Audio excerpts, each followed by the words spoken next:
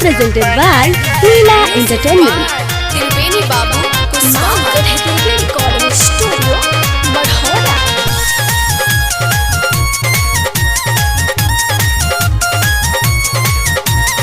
साल भर पआइल बा छठ के परबिया नाचब गाइब देह परगिया।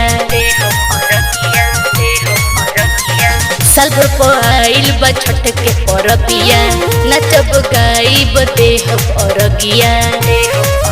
खूब करम धूम धड़ाका रे छठी घाटे पे छठी घाट पे सखिया अस छोड़ परा करे छठी घाट पर सखिया अस छोड़ परा करे।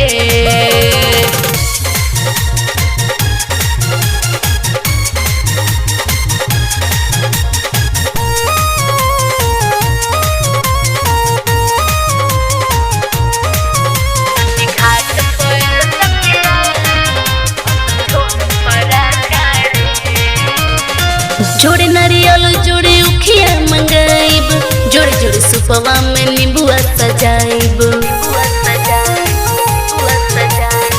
जोड़े नारियल जोड़े उखिया मंगाइब जोड़े जोड़े सुपवा में नींबुआ सजाइब। खूब होई आज धक्का रे छठी घाटे पे छठी घाट पे सखिया छोड़ परा करे छठी घाट पे सखिया असु छोड़ परा करे।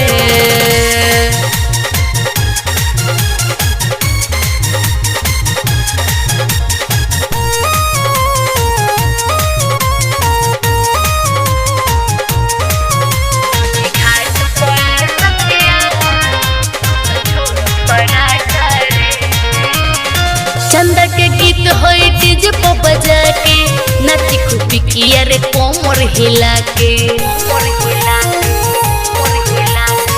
चंदा के गीत होई डीजे पे बजा के नाची खूबी किया रे कोमर हिला के। बात कहता नि पका रे छठी घाट पे सखिया छोड़ परा करे छठी घाट पे सखिया असु छोड़ परा करे। मां गढ़ देवी रिकॉर्डिंग स्टूडियो मढ़ौरा।